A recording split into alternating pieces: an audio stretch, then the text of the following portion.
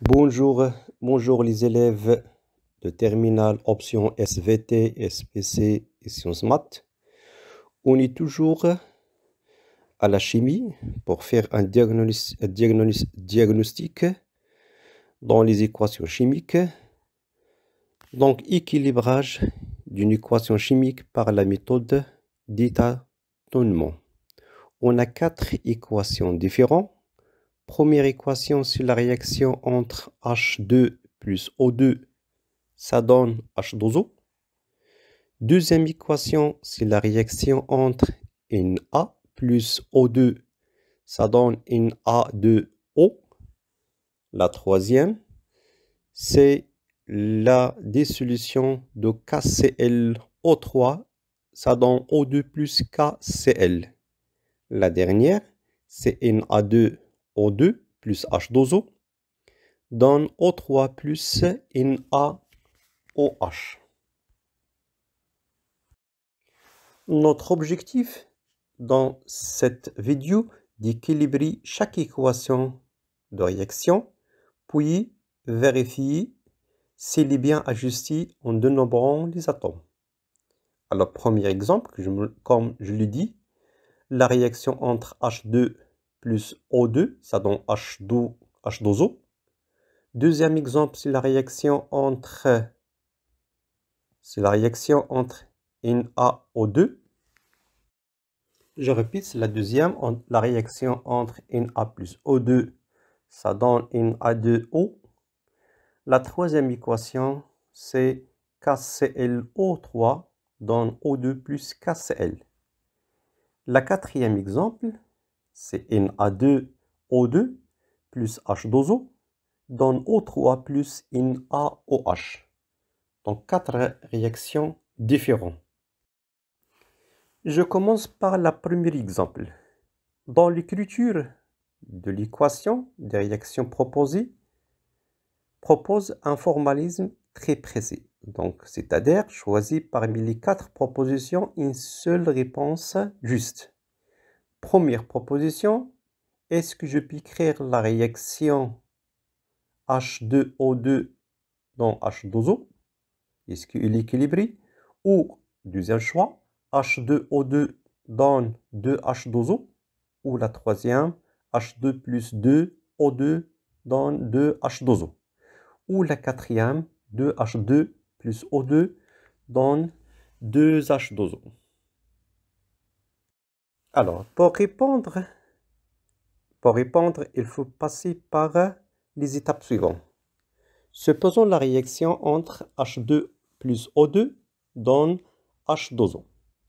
Il faut l'appliquer deux lois différentes. Première loi, c'est la loi de la conservation de la matière. On considère deux types réactifs et produits. On part d'abord à l'atome d'hydrogène. Donc, il contient 2 atomes dans les réactifs et aussi 2 atomes dans les produits. Donc, déjà, l'atome d'hydrogène, ils sont équilibrés. Par contre, l'atome d'oxygène, 2 atomes dans les réactifs, on trouve un seul atome dans les produits. Donc, l'atome oxygène n'est pas équilibré. Si je fais la somme de tous les atomes, je trouve 4 atomes dans les réactifs et 3 atomes dans le produit. Donc, il faut équilibrer le nombre des atomes. Si j'applique la deuxième loi de la conservation de la charge, donc on a une réaction entre les atomes, donc déjà la charge est égale à 0, donc 0 est égal à 0. Alors, je vais essayer de multiplier par 2 la molécule H2O. Donc, je trouve la première ligne, H2O plus O2 donne 2H2O. Donc, je trouve 2 atomes d'oxygène, mais je trouve un excès d'atomes d'hydrogène. Donc, 2 fois 2, c'est 4. Donc, je reviens à réactif, je multiplie par 2. Donc, je trouve finalement 2H2 plus O2 donne 2H2O. Alors, pour vérifier, la réponse il est juste. Donc, on a la réaction de H2 plus O2 dans 2H2O. Donc, il faut la vérifier, la première loi de la conservation. Pour l'atome d'hydrogène, 2 fois 2. Donc, 4 atomes d'hydrogène dans les réactifs. Et aussi 2 fois 2. Donc, l'atome d'hydrogène, ils sont équilibrés. Si je pars de l'atome d'oxygène, 2 atomes au niveau du réactif et aussi 2 atomes au niveau de produit. Donc, si je fais la totalité ou la somme, donc 6 est égal à 6. On a de la chance que la deuxième loi de la conservation de la charge est égale à 0, 0. Donc, on a la réaction entre les atomes. Alors, le choix, c'est le quatrième choix, 2H2 plus O2 donne 2H2O. Deuxième exemple, dans l'écriture de l'équation des réactions propose un formalisme très précis. Donc, on a 4 propositions. La première proposition, c'est Na plus O2 dans Na2, Na2O. Deuxième proposition, Na plus O2 dans 2 Na2O. La troisième, 4Na plus O2 donne 2 Na2O. Et la quatrième, c'est Na plus 2O2 dans 2 Na2O. On va chercher la bonne réponse. Alors, pour faire la méthode, donc on a la réaction Na plus O2 dans Na2O. Donc, première loi de la conservation de la matière. Pour l'atome de sodium, Na, un seul réactif dans les réactifs, un seul atome dans les réactifs. Par contre, je trouve 2 atomes au niveau du produit. Donc, déjà, l'atome de sodium Na n'est pas équilibré. Même chose pour l'atome oxygène. Donc, 2 atomes au niveau des réactifs et un seul atome dans le produit.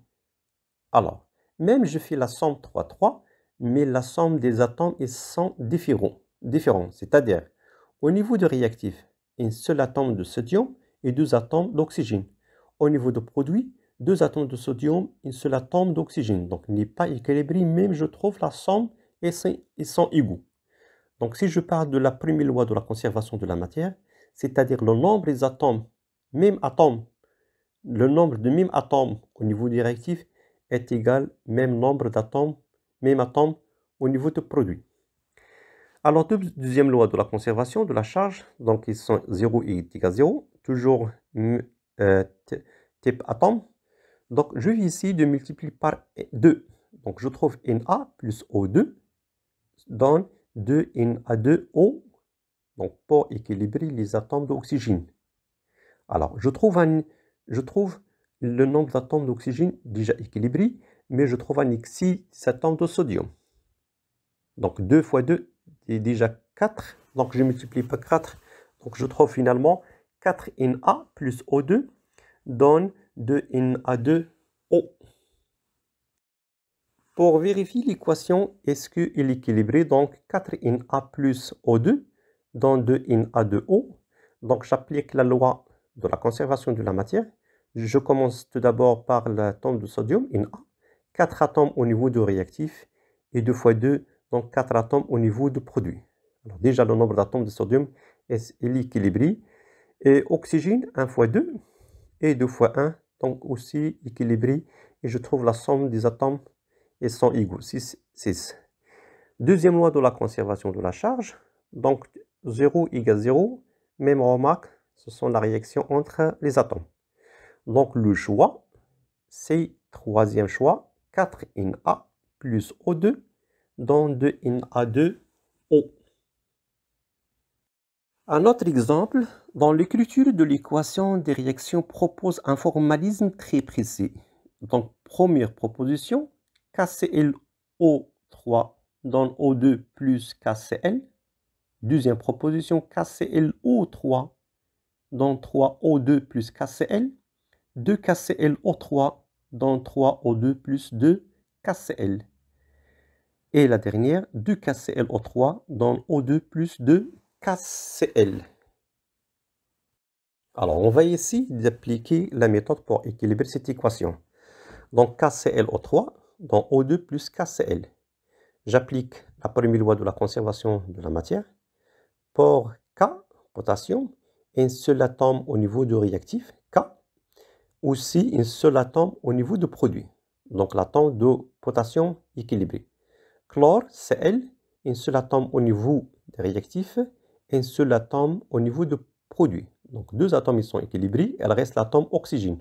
Oxygène, 1 fois 3. Et au niveau de produit, 1 fois 2, donc n'est pas équilibré l'atome oxygène. Donc on trouve 3 atomes au niveau de réactif et 2 atomes au niveau de produit. Je fais la somme, 5, 4. Donc ce sont des zéros. Deuxième loi de la conservation de la charge, 0 est égal à 0. Même remarque, ce sont des atomes. Alors, pour équilibrer les atomes d'oxygène, je multiplie par 3 au niveau du produit. Car normalement, on a 3, 2. Donc, je multiplie par 3 et aussi 2 au niveau du réactif. Donc, KClO3 donne 3O2 plus KCl. Et aussi 2 KClO3 donne 3O2 plus KCl. Alors, je reviens, je trouve un excès au niveau de KCl, au niveau de potassium et chlore. Donc, je multiplie par 2 au niveau du produit. Finalement, je trouve 2 KClO3, dont 3O2 plus 2 KCl. Alors, juste pour vérifier, 2 KClO3, dont 3O2 plus 2 KCl, au niveau de la première loi de la conservation de la matière, K, donc 2 fois 1, produit 2 fois 1, donc même nombre de potassium. Chlore, 2 fois 1 est égal aussi 2 fois 1. Oxygène, 2 fois 3 et 3 fois 2, donc même nombre d'atomes oxygène. Donc la somme, c'est 10 est égal à 10. Deuxième loi de la conservation de la charge, ils sont égaux 0, 0. Donc le choix de cette équation, c'est 3. Le choix 3, c'est 2 KClO3, donc 3O2 plus 2 KCl. Dernière étape, dans l'écriture de l'équation de réaction propose un formalisme très précis. Donc on a 4 propositions. Première, Na2O2 plus H2O dans O3 plus NaOH. La deuxième, 6Na2O2 plus 3H2O dans O3 plus 3NaOH. La troisième, 3Na2O2 plus 3H2O dans O3 plus 6NaOH. La quatrième, 3Na2O2 plus 6H2O dans O3 plus 3NaOH. Alors, on va essayer d'équilibrer cette équation. Donc, Na2 plus Na2O plus H2O dans O3 plus NaOH. Donc, on va équilibrer cette équation. Alors, pour appliquer la première loi de la conservation de la matière, je commence par le sodium. Donc, 2 atomes au niveau du réactif, un seul atome au niveau du produit. Donc, une seule raison de dire que cette équation n'est pas équilibrée. Oxygène, 1 fois 2, plus 1 fois 1. Donc 3 atomes oxygène, 3 au niveau du réactif, 1 fois 3 plus 1, donc 4 atomes, n'est pas équilibré, ou c'est l'atome hydrogène. Alors je vais essayer de multiplier par 2 au niveau de produit pour équilibrer le nombre d'atomes de sodium. Donc je trouve Na2O2 plus H2O, donc O3 plus 2NaOH. Alors, si je parle d'un nombre d'atomes oxygène, je trouve 3 atomes au niveau de réactif. Par contre, 2 atomes plus 5, donc il faut multiplier sur 1 tiers. 1 tiers pour équilibrer le nombre d'atomes. Alors, au niveau des réactions, on évite des coefficients, des fractions. Donc, on travaille toujours les coefficients. Le coefficient symétrique, ce sont des nombres entiers. Donc, je multiplie par 3, tout 3. Donc, je trouve 3Na2O2 plus 6H2O donne O3 plus 6 NaOH. Donc, on va vérifier cette équation. 3Na2O2 plus 6H2O donne O3 plus 6 NaOH. L'atome de sodium, c'est 3 fois 2. Donc, 6 atomes au niveau du réactif. Les produits 6 fois 1, donc déjà équilibré le nombre d'atomes de sodium. Oxygène, 3 fois 2, plus 6, donc 6 fois 1. Donc 6 plus 6, donc est égal à 12, donc 3 fois, donc le nombre d'atomes oxygène, 3 fois 2, plus 3 fois 1, donc 3 fois 2, c'est 6, plus 3, c'est 9. Même chose au niveau de réactif, c'est 1 fois 3, plus 6 fois 1, donc est égal à 9. Donc le nombre d'atomes oxygène, ils sont équilibrés. Au niveau des atomes d'hydrogène, donc 3 fois 2, 6 est égal à 6 fois 1. Donc, il est déjà équilibré chaque atome au niveau du réactif et produit. Donc, la somme, c'est 21, 21. Deuxième loi, déjà vérifiée, ce sont des atomes. Donc, finalement, c'est la troisième choix. 3Na2O2 plus 3H2O. Ça donne O3 plus 6 NaOH. Alors, merci pour votre attention. N'oubliez pas de nous contacter dans le cas où il existe l'ambiguïté en physique ou chimie. Merci pour votre attention. À bientôt.